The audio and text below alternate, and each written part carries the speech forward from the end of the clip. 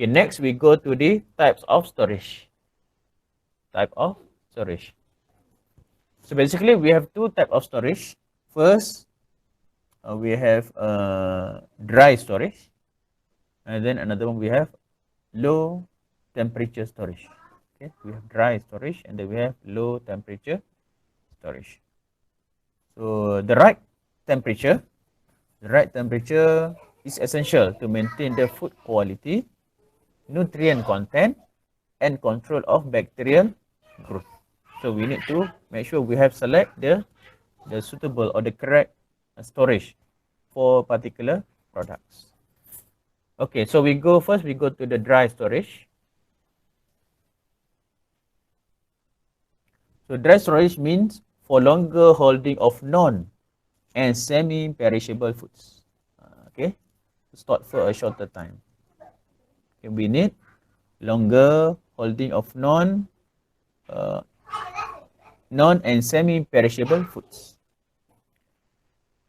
So the dry food storage area should be appropriately labeled. So we need to label the area free of sunlight, okay, free of sunlight, with minimal humidity,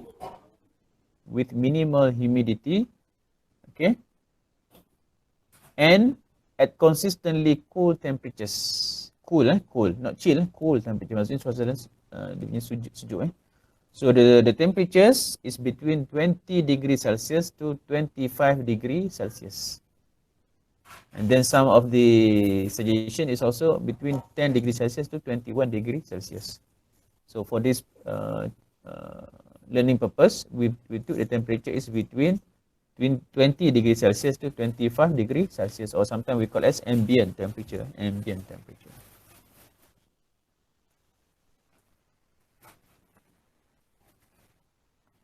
And then windows and other openings need to be covered to prevent sunlight damaging food items over time. So if there are windows or other openings, so we need to ensure these openings is being covered. Why? To prevent sunlight that will damage the food items over time. Lagi lama simpan, takut lagi lama rosak. So kalau ada mana-mana bukaan ataupun ada tingkap, kena ditutup. Okay. Okay, kemudian in terms of recommended humidity, recommended humidity, the recommended amount of humidity in storage area is 15% or less.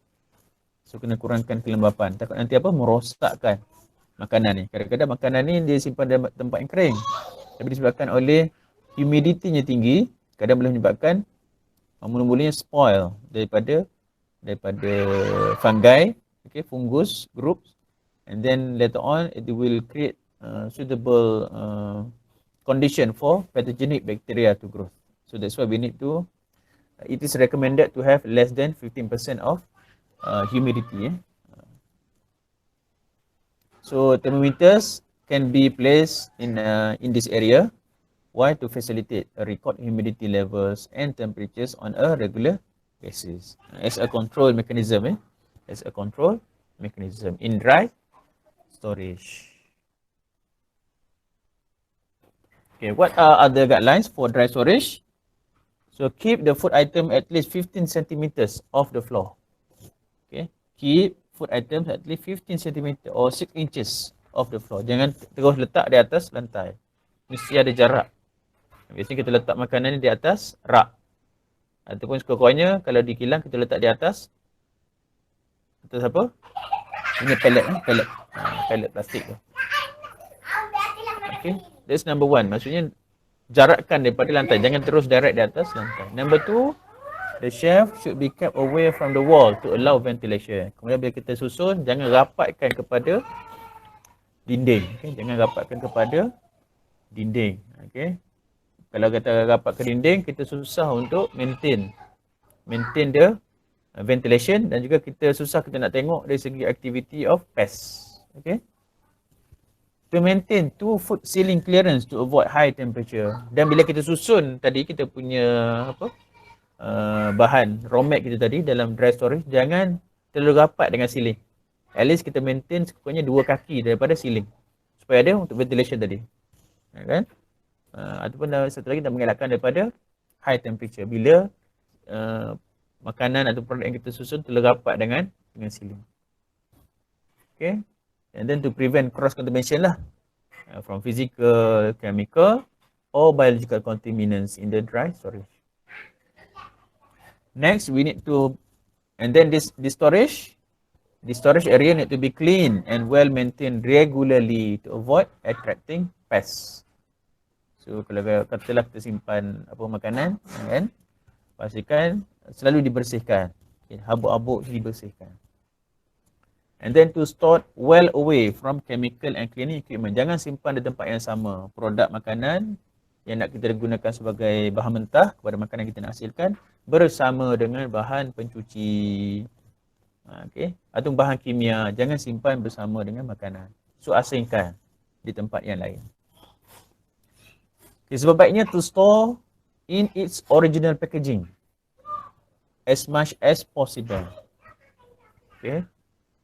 As much as possible, we need to keep the food in the original packages. However, if the food from open packages, so we need to ensure that it has been stored in clean, non-toxic, food-grade, pest-proof and airtight containers with proper and clear label. Apa dia punya label tu termasuklah apa benda, what is the food item is. Benda yang ada dalam bekas tu. Yang keduanya, when it was transferred. Bila dipindahkan ke dalam store tu. And then any relevant dates. For example, expiry date. Okay, kita boleh masukkan dalam label tersebut. Okay. And then wrap in a protective packaging. Okay. For example, foil, plastic, food wrap, etc. Then make organization of the storage as easy as possible for employees. So, pastikanlah bila kita susun tempat di dalam penyimpanan ni tidak berlakunya, kita membantu untuk tidak berlakunya apa yang dipanggil sebagai cross contamination sesama pekerja. Kan susun dengan baik. The layout plan need to be ensure that is well, okay? Well planned. Okay, well planned. Okay, the next is tadi dry temperature, dry storage. So next is low temperature storage, low temperature storage. So basically bila kita cerita tentang low temperature storage, kita boleh pecahkan kepada tiga. Okay, the first one we call as refrigerated storage. Refrigerated storage. So the normal temperature is between 3 to 10 degrees Celsius. Okay? 3 to 10 degrees Celsius. So normally it's been used to store perishable food for short term. To store perishable food for short term, about 3 to 5 days. The certain changes in food take place beyond this period due to enzymatic or microbial activity. Okay, so maybe it will it will happen changes in food because of enzymatic or microbial activity. So milk and eggs are generally stored under refrigerated storage.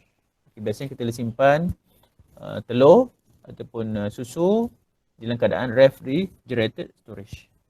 Cumanya perbincangan telur ni kena tengok sesuai ataupun tidak simpan dalam refrigerator. Sebab apa? Kena tengok sumber telur tersebut. Sebab telur ada setengahnya telah dicuci secara kita panggil air cleaning. Nanti kita discuss air cleaning. So, bila air cleaning boleh kita simpan dalam refrigerator. Tapi kalau sekiranya telur tersebut belum dicuci menggunakan air tadi, menggunakan angin, udara, maka kita sebabnya jangan simpan dalam refrigerator. Kita letak saja dalam keadaan dry storage. Okay? So kena tengok kita punya supplier tu, dia ada buat tak air cleaning ataupun tidak. Okay? Cumanya kalau dalam bila kita ikuti kursus mengenali makanan tu, biasanya trainer akan kata, ada satu soalan tu, dia tanya, telur ni simpan kat mana? Telur ni simpan di luar peti ais. Kan? Sebab apa? Sebab tadilah sebab dia ada perbezaan dua practices di apa ni? Di tempat apa ni? Proses telur ni. Okay, the second types of low temperature storage is cold storage cold storage, or also known as chill room. So the temperature is 0 to 3 degrees Celsius. So it can hold perishable products over a week. If we kept in 0 to 3. Biasanya peti yang ada di rumah kita, refrigerator bukannya cold That's why dia tak boleh simpan lama.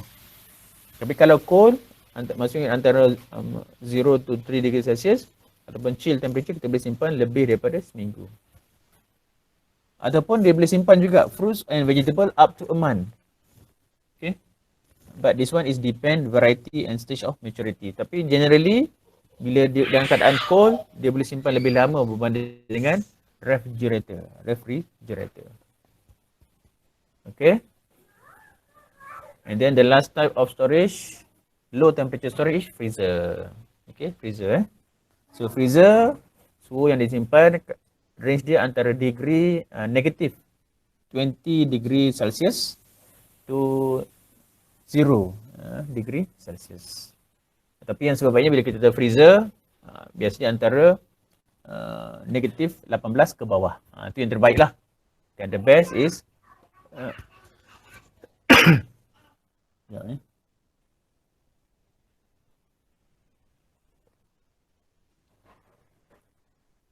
the best is minus 18 degree Celsius. Itu terbaiklah bila kita nak simpan dalam freezer. Maksud dalam keadaan sejuk, beku. So this type of storage is long-term storage of perishable foods. So sometimes we also need pre-treatment. For example, like blanching, quick cooling, and packing in airtight containers. Untuk apa? Untuk pastikan successful freezing. So generally, frozen foods are kept under this type of storage. Freezer. Macam seperti kat rumah tu lah. Okay, freezer. Okay, kemudian saya ada share juga berkaitan dengan kalau kita nak storage based on food classification. Tapi yang ni tak boleh baca detail boleh baca detail berkaitan dengan types of food ni based on dia punya classification. Okay. Contohnya macam food vegetable ni, dia punya adjektif dia extend availability, ensure continuous supply, extend the length of processing season, and to hold raw material obtained, to condition certain commodities, and to ripen certain fruits. So ada macam-macam fungsi kenapa kita simpan. Ada yang tujuan dia untuk pastikan dia punya apa tu kelangsungan dia dalam market selalu ada. Kan? Sebab apa kalau kita lemah dari segi penyimpanan buah-buahan atau sayuran, last kali kita buang. Okay? So that's why kena ada kaedah penyimpanan yang baik bagi buah-buahan dan sayuran ni. Ada setengah tu disimpan untuk tujuan bagi dimasak je. Macam pisang kan? Pisang kita simpan kejap nak bagi dia masak. Kan? Ataupun mangga kan? Mangga kita simpan supaya dia masak. Okay? Especially tropical fruits lah kan. Tropical fruits ni. Memang macam tu dia punya sifat dia kan. Okay. So the fruit and vegetable can be classified into 5 groups based on the rates of respiration and ethylene generation. And then perishability. So nanti boleh baca detail dalam modul yang saya hantar tu Contohnya dia ada level apa dipanggil? Very high perishable. Very high perishable.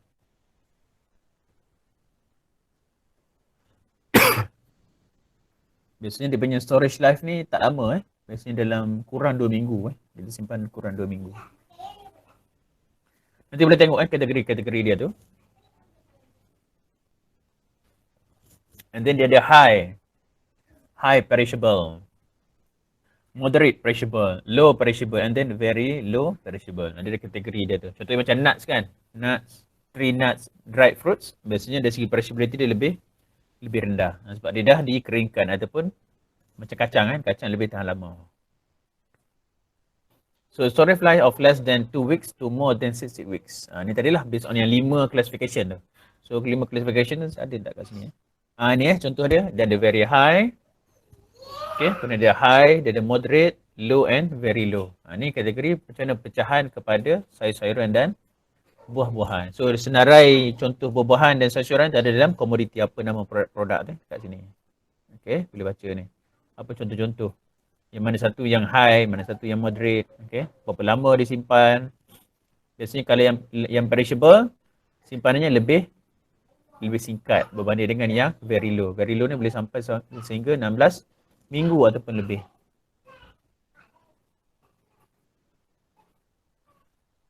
Okay. Okay, ni pun sama menunjukkan keadaan apa ni. Contoh-contoh buah-buahan dan sayur-sayuran. Apa temperature yang sesuai untuk simpan. Okay. Freezing contohnya berapa. Kalau apple, negative 1.7 kan. Storage life dia 1 to 12 months boleh simpan apple bila keadaan freezer. Dan seterusnya lah sampai kepada watermelon. Okay, watermelon kalau freezing temperature 0.6. Kemudian dia punya storage life 2 to 3 weeks. Okay. Ni boleh baca detail. Storage fruit and vegetable. Dia punya faktor-faktor penyimpanan. Okay, the variety of products in some storage create incompatible commodities. The compatible factors include, maksudnya selain daripada faktor suhu, faktor-faktor lain juga perlu diambil kira. Contohnya seperti relative humidity, kelembapan yang ada. Production of ethylene, macam contoh produk tropical kan, macam pisang, apa ni, mangga, biasanya dia menghasilkan ethylene untuk tujuan dia ripening, masak.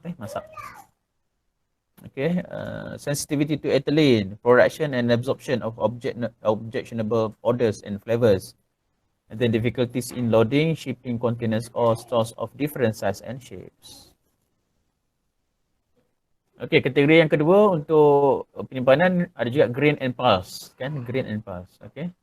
Cereal, bacalah dia punya apa perbezaan antara cereal dengan pulse tu. Okay, cereal contain high level of carbohydrates. Pulse have comparatively lower content if carbohydrates but are rich in other nutrients like proteins and amino acid. Kalau masih ingat, kalau siapa masih ingat dalam apa tu, dalam piramid makanan, cereal ni dekat tangga mana cereal ni? Cereal ni berada pada tangga yang keempat, paling bawah kan cereal. Kalau pulse ataupun legumes, satu kisah legumes kan. Legumes berada satu level ataupun satu tingkat dengan protein. Kekacang. Biasanya dua jenis ni biasanya kita boleh simpan lebih lama lah. Okay, lebih lama. So primary aim of storage to prevent deterioration of the quality of the grain. Okay. Okay, boleh baca nanti detail dalam modul tu. Okay, next, storage of fish and seafood. So fish and seafood kategori dalam perishable products. So we need maximum freshness immediately after harvest. Beyond harvest, need to reduce the incidence of losses, maintain the quality and extend the shelf life through improved handling systems, maintenance of cool chain, and application of appropriate physical and biochemical treatments. Okay. Kalau compare tadi dengan sayur ataupun dengan kacang ataupun cereal, bijirin, produk berasaskan ikan dan juga hasilan laut ni lebih mudah rosak. So most are chill with ice soon after harvest. Okay. Biasanya kalau kategori makanan ni kita terus chillkan dia. Selepas kita dah tangkap ikan ni ke hasil laut ni, chill. So it reduces the rate of chemical and biochemical changes. It reduces microbial growth. A good coolant and chip must from clean, unpolluted and bacteria-free water. So chilling at 0 degrees Celsius, essential requirement for quality retention. Frozen for longer storage period. So bila kita start freeze this type of product, so it's no longer been considered as fresh. So kena ingat. That's why biasanya kalau kita nak kata fresh, kita hanya boleh chill saja. So kalau once kita dah freeze, dia tak lagi dikira sebagai fresh product. And then quality and keeping time factor, the temperature between 2 to 4 degrees Celsius is better than 0 or 2 to 5 degrees Celsius. Okay. So the exposed to physical stress also affect the quality. Okay. Infection level in the fish muscle increase with increasing physical stress. Okay. So these are the example of the species. For example, cod. Cod, the temperature normally we put in, for example, under 0 degrees Celsius, we can put for 16 days, about 2 weeks. If we put under the temperature of 5, so the shelf life is shorter, about 7 days only to be stored. And then when we kept under higher temperature, then the shelf life is get shorter. So the example is herring, salmon, and flies. Okay, another example is for red meat. Okay, red meat. So meat is unstable product. It's also perishable product. Because microorganisms can grow well on its rich supply of nutrients. Okay. So when meat is not properly preserved, it often spoil and then potentially harmful food poisoning organisms, or their products become present in toxic amounts. Okay. So it is better to have proper refrigeration. Lowers the temperatures of the muscle and slow down the rate of glycolysis. So chilling, most energy expensive aspect of processing.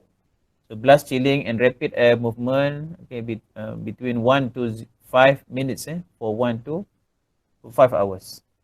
There are also ultra rapid chilling, minus 20 degrees Celsius to produce meat as tender as that from carcasses. Chill at 4 degrees Celsius and reduce evaporative weight loss by 0.5% to 1%. Okay, so normally in production, after the animal being slaughtered, so they will put the meat, okay, in the chill, and then they use the blast chill with air chill, whether from 1 to 5 minutes or 1 to 5 hours. Okay, why? To keep the muscle fresh, and also to slow down the glycolysis. Because since the meat have the glycolysis, it will lower the quality of the meat. So freezing is common practice in preserving meat quality to extend the shelf life. Same as how we store the fish and the seafood. So the advantage, it indicates its insignificant alterations in food dimensions and minimum deterioration in meat flavor, meat color, and texture.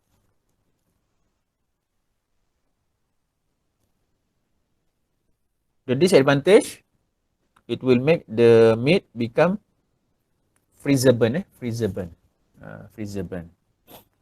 The dehydration, okay, rancidity, drip loss, and product bleaching. If we keep the meat longer time in freezer. So what is freezable?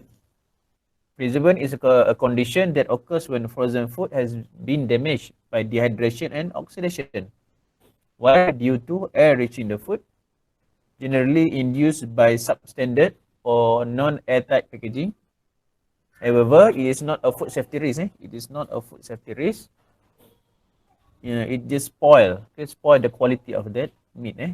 So it appears as a grayish brown leathery spots on frozen food and occurs when air reaches the food surface and dries the product. So happen when food is not securely wrapped in airtight packaging, and then the color changes result from chemical changes in the food pigment.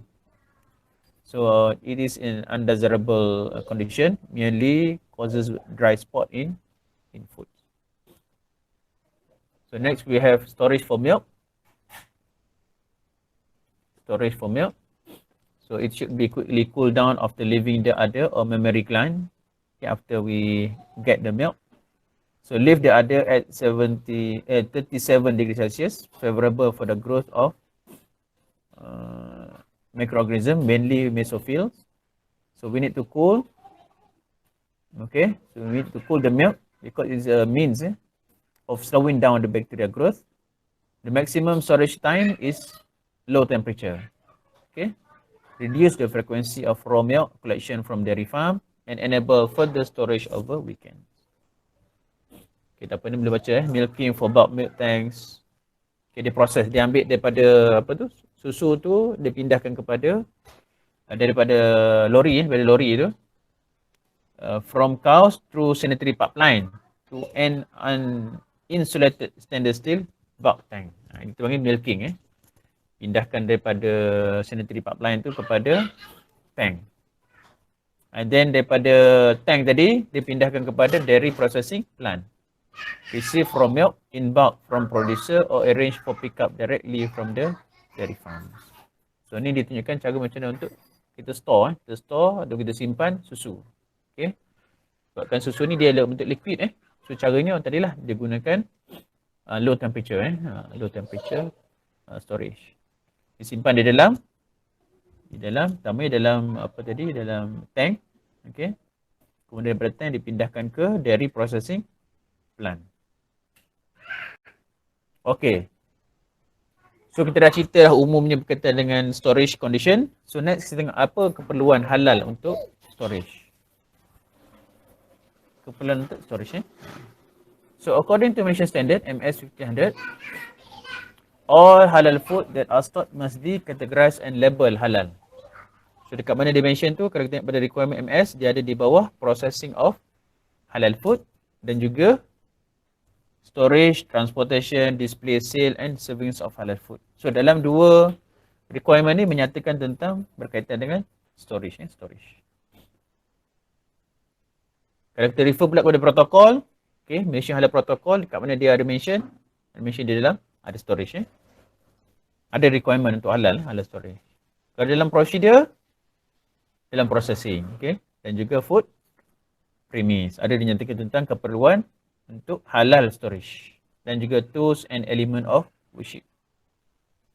Okay, halal storage. Apa maksud halal storage? Yang pertamanya, the food or ingredients physically separated from any non-halal food or things declared as najis. Pertamanya bila kita kata halal storage, makanan atau bahan yang kita simpan dalam storage tersebut mestilah diasingkan daripada apa-apa sahaja bahan yang tidak halal ataupun najis. Kan? Tidak boleh diletakkan bersama. Adapun kalau kita ada reject product, okay, kita kena clearly label lah. Dan kalau letakkan pada storage yang berlainan lebih baik. Yang keduanya, processing of carcass including storing in the same premise as slaughtering. Okay, as slaughtering approved premise. Okay. Maksudnya kalau kita menyembelih binatang, pastikan kita memproses dia punya carcass ataupun daging tersebut di tempat yang telah disahkan. Tempat yang sama seperti mana tempat kita sembelih. Tak boleh sembelih binatang dekat sini, tiba kita proses dia punya carcass di tempat lain. Tak boleh. Mesti di bawah premis yang sama. Okay.